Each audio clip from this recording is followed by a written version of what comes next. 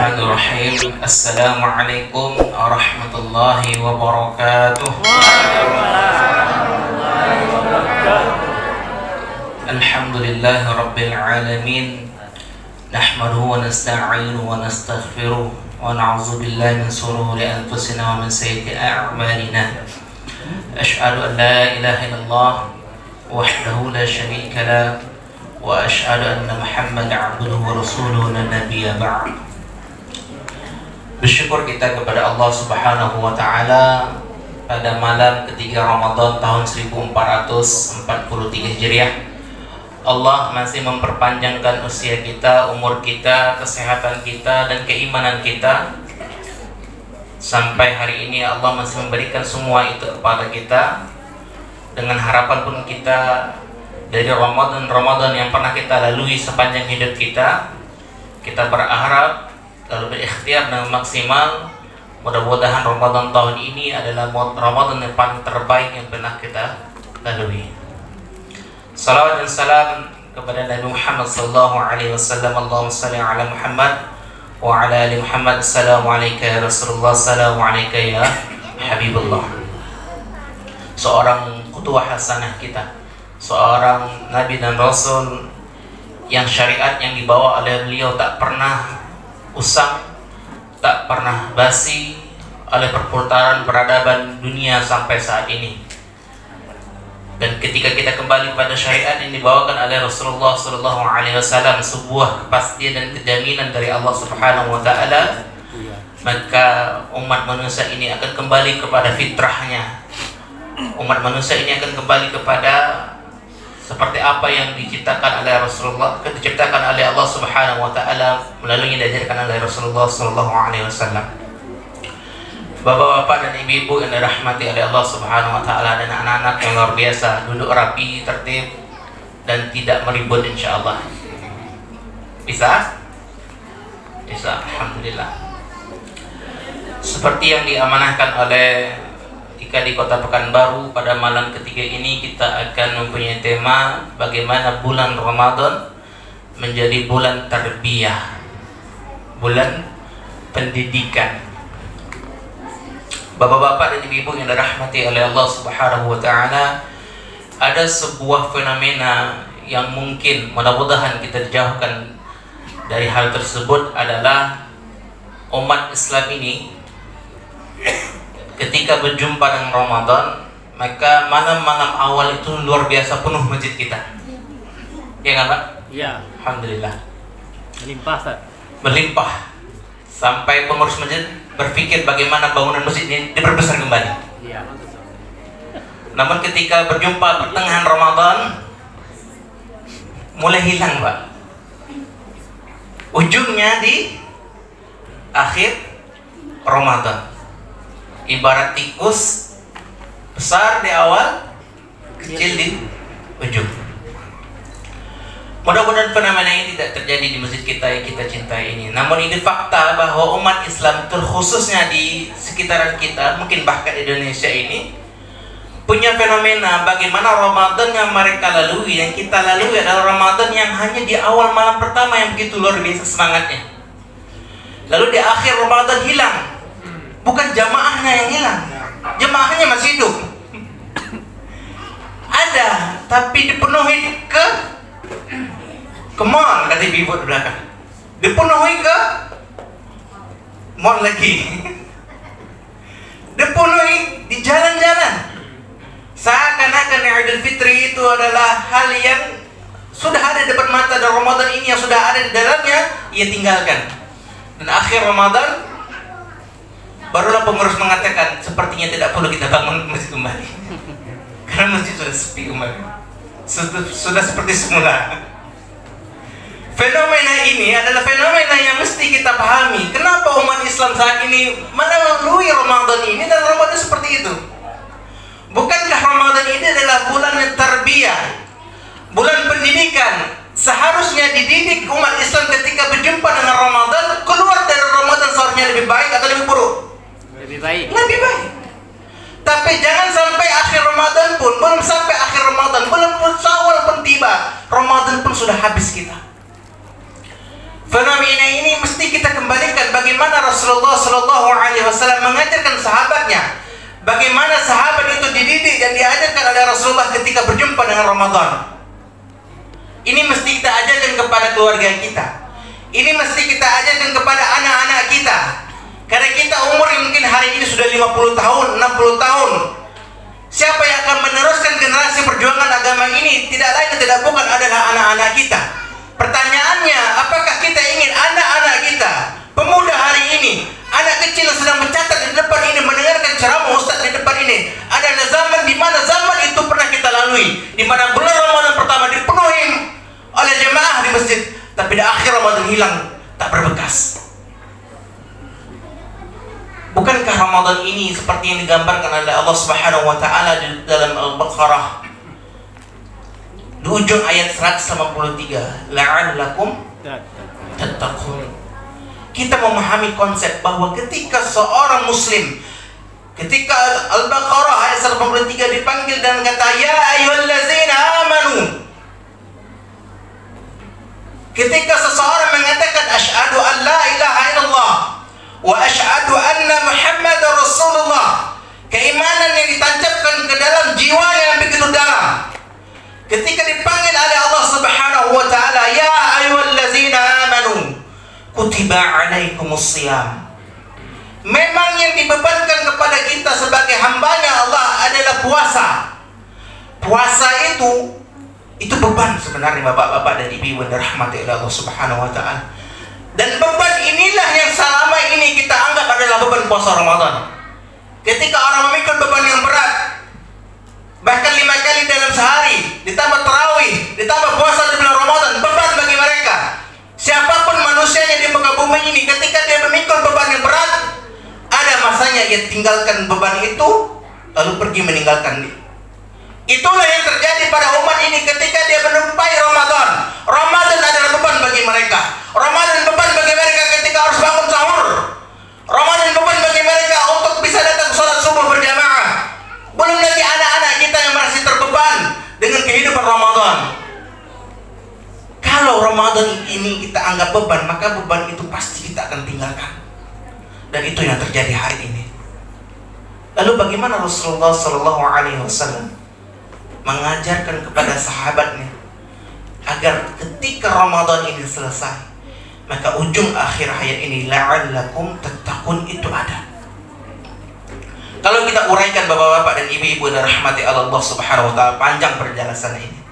Namun kita bisa mengambil sebuah sirah, sebuah kisah dari sahabat Rasulullah Sallallahu Alaihi Wasallam yang dididik oleh Rasulullah dan akhirnya menjadi khalifah setelah Abu Bakar Siddiq radhiyallahu anhu, yaitu Umar bin Khattab radhiyallahu anhu. Bagaimana seorang Umar bin Khattab dengan ketakwaan yang dididik oleh Rasulullah Sallallahu Alaihi Wasallam menikmati beban-beban ibadah yang kita anggap hari ini adalah beban, menjadi sebuah kenikmatan bagi beliau sebagai seorang sahabat Rasulullah Sallallahu Alaihi Wasallam. Ubay bin Ka'ab radhiyallahu anhu dan Umar bin Khattab pernah bercengkrama, bercerita, membahas tentang apa itu makna dari takwa. Umar bin Khattab bertanya kepada Ubay bin Ka'ab radhiyallahu anhu, wahai Ubay, apa makna takwa di dalam dirimu? Maka Ubay bin Ka'ab bertanya kembali kepada Umar bin Khattab, wahai Umar, pernahkah engkau berjalan di tempat jalan yang penuh dengan anak duri? Umar bin Khattab mengatakan, pernah. Apa yang kau lakukan? Lalu Umar bin Khattab mengatakan, saya pun berhati-hati menjalani jalan tersebut. Itulah makna takwa yang disampaikan oleh Ubay bin Ka'ab dan Umar bin Khattab radhiyallahu anhu, bahwa takwa itu ketika kita menjalani hidup ini sampai hari ini, detik ini dan seterusnya, maka yang kita jalani adalah dengan kehati-hatian. Ketika Ramadan datang, maka yang di dalam pikiran kita bukanlah bagaimana nanti di hari raya baju baru, bukan berpikir bagaimana nanti cat rumah kita baru, bagaimana nanti gorden rumah kita baru, bagaimana nanti sofa di rumah kita baru.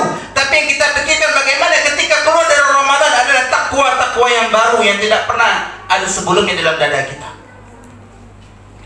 Ketika Umar bin Khattab radhiyallahu anhu dengan ketakwaannya luar biasa, ketika beliau menjadi seorang khalifah, sepeninggalnya Umar bin Khattab, sepeninggalnya Abu Bakar Siddiq radhiyallahu anhu, Umar itu punya kebiasaan adalah dia tak pernah tidur di tengah malam sebelum ia mengitari masyarakatnya. Ketika masyarakatnya sudah selesai, sudah tidur nyenyak, barulah ia pun istirahat. Pernah suatu ketika dia berjalan dengan pembantunya, dengan sahabat yang lain, berjalan menyusuri rumah-rumah, ada tenda-tenda kecil di tengah malam. Lalu langkah Umar bin Khattab berhenti ketika mendengar sebuah tangisan anak. Anak itu pun menangis, meminta kepada ibunya, "Wahai ibu, kapan kita makan?" Dengan tenang ibunya mengatakan, "Wahai anakku, lihat ini, Dandang lagi masak, mendidih makanannya. Nanti kalau sudah matang, ibu bangunkan, kita makan bersama." Lalu dengan rayuan yang lagi ibunya pun menidurkan kembali anaknya. Tak selang beberapa lama anak itu pun bangun kembali mengatakan, "Wahai ibu, sudah matangkah dandang tadi yang kau masak?" Ibu tadi pun merayu pada anak kembali, "Wahai anakku, tenang, ini sebentar lagi matang, bentar lagi. Nanti ketika matang, ibu bangunkan, kita bangun makan bersama insyaallah." Sambil menunggu matang tersebut, ibu tadi mencela Umar bin Khattab, mengatakan, "Celakalah Umar bin Khattab, celakalah khalifah. Ada seorang janda dan ada seorang yatim tak bisa makan malam ini." Ketika itu Umar bin Khattab berada di samping tenda tersebut, terpanggil namanya dan disumpahkan oleh seorang janda dan disumpahkan oleh seorang yatim bahwa Umar bin Khattab adalah orang-orang yang celaka. Umar bin Khattab tidak marah. Dia meminta izin kepada ibu tersebut, "Bolehkah saya masuk di sebuah tendanya?" Dan ibu itu mengizinkan. Ibu tadi tak tahu itu Umar bin Khattab, tak tahu. Karena penampilan Umar bin Khattab itu tidak sama seperti penampilan raja-raja seperti Raja Persia atau Raja Roma. Beliau seorang pemimpin di Madinah dengan pakaian sederhananya. Datang kepada ibu, "Wahai ibu, boleh aku tanya, apa yang kau masak tadi di panci tak matang-matang?" Lalu dia angkat tutup panci dan mengatakan, "Ini adalah air yang mendidih, di dalamnya ada batu." "Lalu kenapa engkau janjikan kepada anakmu bahwa engkau akan makan bersamanya, akan matang? Ini batu, kapan masaknya?" Lalu janda tadi, ibu tadi mengatakan, "Apa yang bisa kami makan malam hari ini? Tak ada makanan." Dan celakalah Umar bin Khattab. Umar bin Khattab tidak sendiri, ada pembantunya. Bergegas Umar bin Khattab keluar dari rumahnya, pergi ke Baitul Mal. Dia angkat sekarung gandum. Ketika dia jinjing gandum tersebut, datang pembantunya, "Wahai khalifah, wahai Amirul Mukminin, jangan kau gendong itu gandum, biar aku saja, aku ini pembantumu." Lalu Umar Khattab mengatakan, "Maukah engkau di akhirat ketika amanah besar seorang khalifah ini engkau akan tanggung?"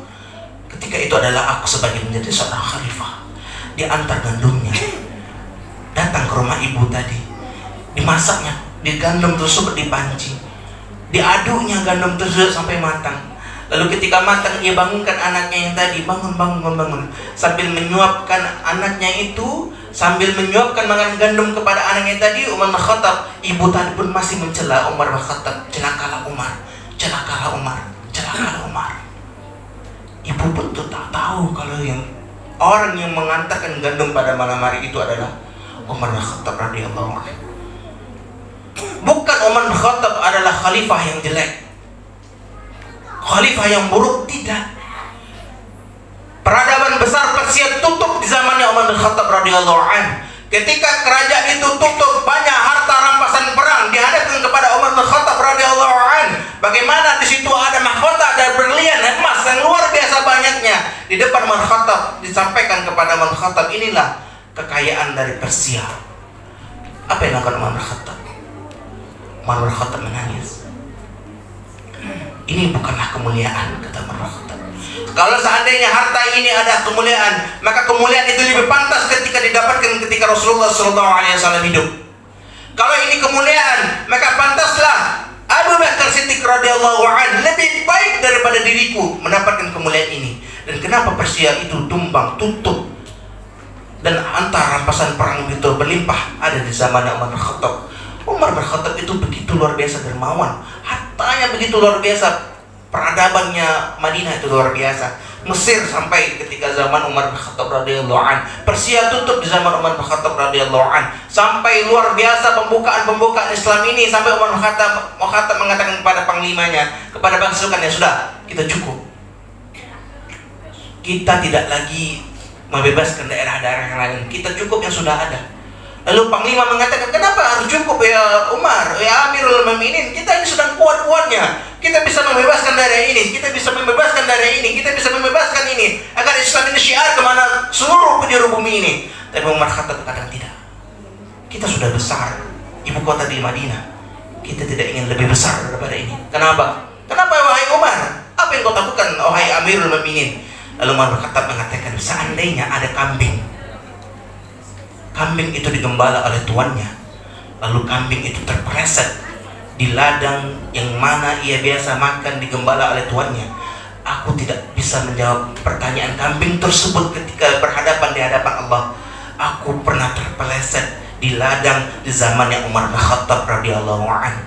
Jangankan manusia, seekor kambing pun Rasulullah Umar bin Khattab radhiyallahu an memikirkannya. Itulah model, itulah sebuah sahabat Rasulullah SAW yang kita bahas adalah Umar bin Khattab radhiyallahu an. Ketika rulesnya yang diajarkan oleh Rasulullah SAW, ketika Ramadan ini dijadikan adalah Ramadan yang terbaik dan dididik sahabatnya seperti Umar bin Khattab radhiyallahu an, maka lulusan dari Ramadan adalah lulusan seperti seorang Umar bin Khattab radhiyallahu an. Bukankah cerita tadi, sirah tadi adalah sebuah impian kita ketika kita bermasyarakat hari ini?